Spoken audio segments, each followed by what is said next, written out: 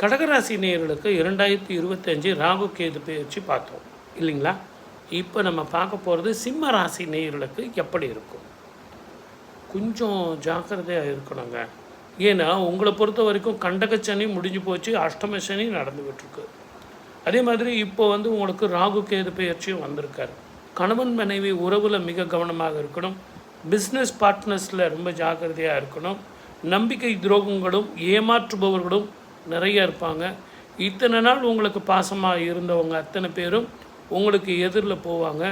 உண்மையான அன்புனா என்ன, பாசனா என்ன, பணம்னா என்ன, பசினா என்ன, உணவோட வேல்யூ என்ன, பணத்தோட அருமை என்ன, இதெல்லாம் தெரிஞ்சு கொள்ளக்கூடிய நேரம். இது வரைக்கும் உங்கள்கிட்ட யாரெல்லாம் நேர்மையாகவும் நியாயமாகவும் மிக அன்பாகவும் நடந்துட்டாங்கன்னு தெரியக்கூடிய காலகட்டம். ஆனால் உடல் ஆரோக்கியத்தில் இவங்க பண்ணுற அழிச்சாட்டியத்தினால மென்டல் ஸ்ட்ரெஸ்ஸும் தூக்கமின்மையும் மனோபயமும் மனோக்கிளைச்சமும் வரும். இந்த காலகட்டத்தில் பயணத்தில் மிக கவனமாக இருக்கணும்.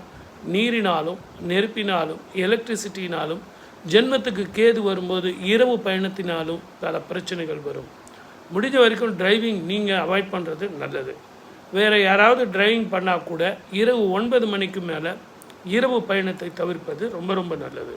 அதே மாதிரி கடன் கொடுக்கறது வாங்கிறது, அதே மாதிரி பெண்களுக்கு உடல் ஆரோக்கியத்தில் கர்ப்பப்பை சம்மந்தமான பிரச்சனைகள், ஏதாவது ஆப்ரேஷன் வந்தால் கூட பயப்படாதீங்க, தாராளமாக பண்ணுங்கள். நலிந்தோருக்கு நாளும் கிழமையும் கிடையாது. அதே மாதிரி உங்களை பொறுத்த வரைக்கும் கெட்டி மேளம் கொட்டுமானால் கண்டிப்பாக கொட்டும். சார் இவ்வளவு பிரச்சனைகள் சொல்லியிருக்கீங்களே அப்படின்னா, அஷ்டம சனி காலத்தில் தான் திருமணம் நடக்கும், 7.5 சனி காலத்தில் தான் திருமணம் நடக்கும். இருந்தாலும் குருவும் உங்களுக்கு சாதகமான இடத்துல இருக்கிறதுனால லாபத்தை தருவார். அளவான லாபம் வரும், வளமான வாழ்க்கை வரும், அடிப்படை பிரச்சனைகள் எதுவும் கிடையாது. குழந்தைகள் நன்றாக படிப்பாங்க. அதே நேரத்தில் படிக்கிற பிள்ளைங்களுக்கு மெமரி பவர் கொஞ்சம் லாஸ் ஆகும்.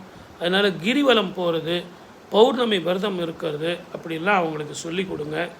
டிவி, ஃப்ரெண்ட்ஸு, விளையாட்டு, செல்லை கொஞ்சம் அவாய்ட் பண்ணுறதுக்கு கற்றுக் கொடுங்க. அதே மாதிரி புதியதாக எதுவும் தொழில் தொடங்க வேண்டாம்.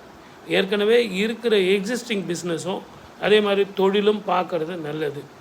வெளியூரோ வெளிநாடோ ஒரு ஆப்பர்ச்சுனிட்டி கிடச்சிதுன்னா சேல்ரி கம்மியாக இருந்தால் கூட மாற்றிக்கிட்டு நீங்கள் அங்கே போயிடுங்க. சில நேரங்களில் சில பிரிவுகள் கூட நமக்கு நிம்மதியும் சந்தோஷத்தையும் கொடுக்கும். அதே நேரத்தில் இந்த காலகட்டத்தில் நமக்கு நிறைய அனுபவங்கள் வரும்னு தெரியுது. ஆக ஒரு வீடு வாங்குறதோ நிலம் வாங்குறதோ அதை அளவாக தெளிவாக புரிஞ்சுக்கிட்டு தீர விசாரிச்சுக்கிட்டு அதுக்கப்புறம் நீங்கள் அட்வான்ஸ் கொடுக்கறது நல்லது. நான் அவனை நம்பினேன் இவனை நம்பினேன் யாரும் நம்பாதீங்க. இப்போ சப்ஸ்கிரைப் பண்ணுங்கள்.